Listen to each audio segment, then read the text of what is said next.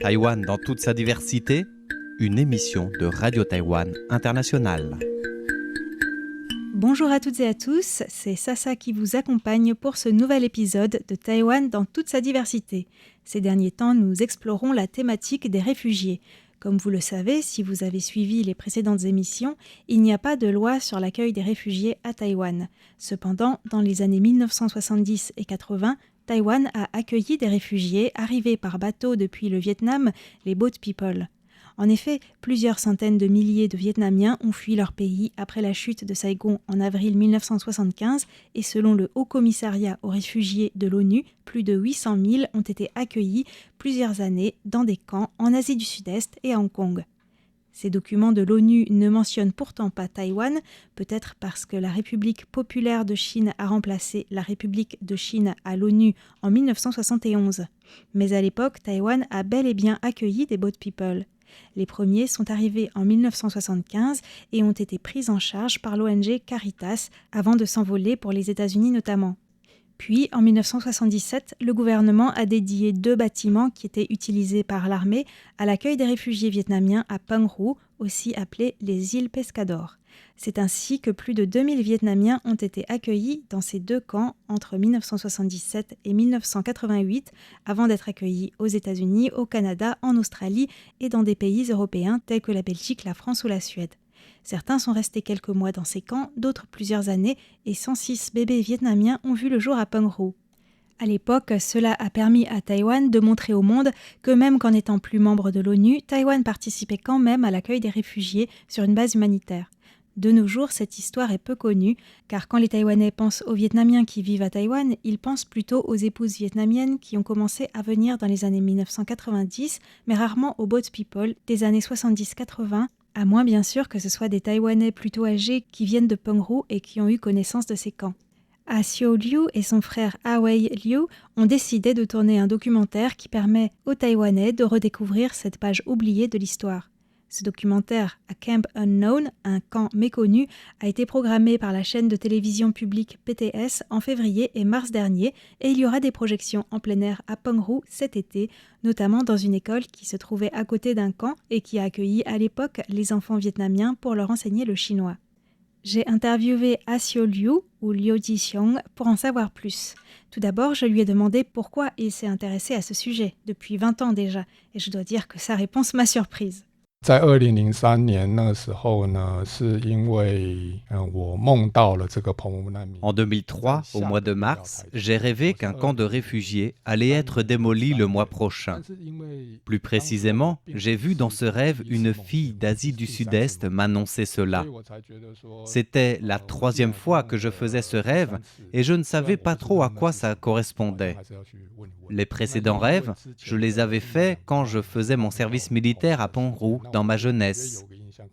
Alors, je me suis dit que ces rêves pouvaient être liés à ce lieu. J'ai appelé un ami qui est journaliste et habite à Pang Ru et il m'a dit « Mais oui, à Chiang Mai, il y avait un camp de réfugiés et il va être démoli le mois prochain. Pourquoi tu me poses cette question ?» Je lui ai répondu « J'ai rêvé que quelqu'un m'avait dit qu'un camp de réfugiés allait être démoli le mois prochain. C'est pour ça que je te demande. » Mon ami a vraiment été surpris par le fait que j'ai rêvé de ça. Et le plus étonnant, c'est que Ah Sio Liu ne savait pas qu'il y avait des camps de réfugiés à Pang Ru autrefois. Je ne le savais pas. À l'époque où je faisais mon service militaire à Pang Ru, dans les années 1990, je n'avais pas compris le rapport entre ces rêves et moi. Quand j'ai fait ce rêve pour la 3e fois, c'est seulement là que j'ai commencé à me renseigner. Du coup, je suis allé à Pang Ru, je voulais voir ce camp de réfugiés et j'ai emporté ma caméra pour filmer juste avant la démolition. Mais à l'époque, je ne savais pas quoi faire de ces images. Je les ai laissées de côté pendant une dizaine d'années, jusqu'à ce qu'en 2012, je rencontre pour la première fois une personne qui avait travaillé dans ces camps. C'est seulement à ce moment-là que je me suis dit que je devrais en faire un documentaire. Grâce à son rêve, Ah Sio Liu a donc pu se rendre sur place en 2003, juste avant la démolition des anciens camps. C'était d'ailleurs il y a tout juste 20 ans, au mois de mai.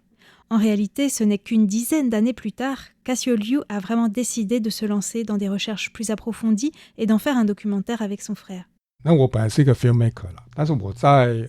Je suis réalisateur, mais en 2008, je suis devenu chauffeur de bus parce que c'est très difficile de vivre en faisant des films. J'avais jeté l'éponge. Le travail de chauffeur de bus, c'est physique, mais on a le temps de réfléchir, surtout quand on attend au feu rouge. Je pensais souvent à mes anciens projets inachevés par manque de moyens, et je me demandais s'il ne fallait pas que j'en finisse certains. J'ai repensé au camp de réfugiés de Penghu. Cela faisait presque 10 ans que j'en avais rêvé, et j'ai senti qu'il fallait que je fasse des recherches pour creuser ce sujet. Grâce à un financement de la Fondation nationale pour les arts et la culture, j'ai pu effectuer des recherches pendant 2 ans. J'ai trouvé des documents, j'ai beaucoup lu et j'ai rencontré une personne qui avait travaillé dans ces camps. Tout cela a confirmé mon intuition que je devais faire un documentaire à ce sujet. Dans ce documentaire, on suit d'anciens réfugiés qui vivent désormais aux États-Unis et en Belgique lors de leur retour à Penghu, sur les traces de leur passé. Il y a aussi des témoignages de personnes ayant vécu dans ces camps et qui sont restées à Taïwan ensuite après leur fermeture. En effet, il y avait 192 Vietnamiens d'origine chinoise et qui ont été refusés par les pays occidentaux, peut-être parce qu'ils venaient du Nord-Vietnam. Étant donné qu'ils avaient des origines chinoises, ils ont finalement été acceptés par Taïwan. Si l'on compare avec d'autres pays de la région, ces 2 camps taïwanais n'ont pas accueilli beaucoup de boat people, mais Assio Liu pense que c'est important de mieux faire connaître aux Taïwanais cette page un peu oubliée de leur histoire. C'est également important pour les réfugiés vietnamiens eux-mêmes. D'ailleurs, certains ont contacté Assio Liu lorsqu'ils ont su qu'il tournait ce documentaire. Ils étaient très contents de trouver des informations sur les camps où ils étaient dans leur jeunesse. Ce qui est intéressant aussi d'observer dans ce documentaire, c'est la manière dont étaient traités les réfugiés, et ils étaient beaucoup mieux traités que dans les camps des autres pays d'Asie du Sud-Est. Ils étaient logés dans des baraquements en dur, le gouvernement leur fournissait des habits, suffisamment de nourriture et même un peu d'argent tous les mois. Le plus surprenant, c'est qu'ils pouvaient sortir des camps pour travailler sur les îles Penghu. À l'époque, de 1977 à 1988, ce n'étaient pas des camps fermés. Les adultes pouvaient en sortir pour aller travailler dans le village voisin de Chiang Mai. Certains réfugiés allaient même travailler à Ma Gong, la principale bourgade de Penghu, en faisant un aller-retour en bus tous les jours. C'est en effet assez différent de la plupart des camps de réfugiés dans le monde. Mais je crois qu'à Hong Kong, avant 1981 ou 82, les réfugiés vietnamiens pouvaient aussi sortir pour travailler. Mais ensuite, ça a été interdit. Une autre différence avec les autres camps, à Penghu, les réfugiés n'ont pas eu besoin de construire leurs propres abris, parce qu'à l'époque, les autorités ont mis à disposition 2 baraquements qui appartenaient à l'armée pour les abriter. Ils n'avaient pas non plus de problème pour s'approvisionner en eau, comme ce qu'on peut voir dans certains autres camps ailleurs. Les camps de boat people dans les autres pays étaient subventionnés par les Nations Unies, mais Taïwan ne faisait déjà plus partie de l'ONU, donc le gouvernement ne recevait pas de subventions de l'ONU. Le fait que le gouvernement de l'époque ait mis à disposition un lieu et a permis aux réfugiés de travailler, c'était peut-être aussi parce que c'était à Penghu.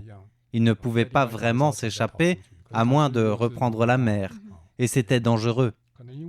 Et puis, comme il n'était que 2000 environ, cela ne représentait pas forcément un gros effort du gouvernement. Comment se fait-il toutefois que Taïwan, qui n'a pas de loi sur l'accueil des réfugiés, leur ait donné des cartes de réfugiés ? Assiong Liu m'a expliqué que ces cartes à usage local servaient à entrer et sortir des camps et à recevoir les allocations mensuelles. Le mot de réfugié y était certes inscrit, même en l'absence de loi correspondante, mais à l'époque de la loi martiale, il suffisait parfois d'un coup de crayon de la présidence, même en l'absence de base juridique. Si les réfugiés vietnamiens qui sont passés par Penghu sont reconnaissants de cet accueil chaleureux à l'époque, tout n'est pas rose. Et plus Assio Liu fait des recherches, plus il découvre des zones d'ombre, notamment le fait qu'il y avait certainement beaucoup de boat people qui n'ont pas été secourus par des bateaux taïwanais. Nous allons parler de tout cela dans la prochaine émission. Je vous donne donc rendez-vous mercredi prochain. Je vous remercie pour votre fidélité à Radio Taïwan International et vous souhaite une très bonne continuation.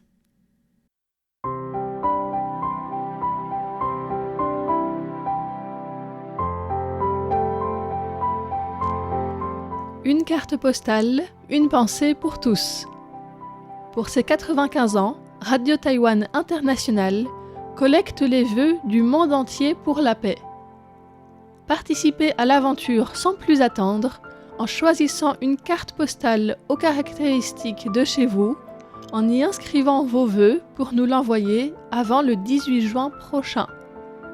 Tout participant ou participante recevra en retour une carte inédite en édition limitée des 95 ans de RTI. Consultez la page de l'activité sur notre site internet pour tous les détails.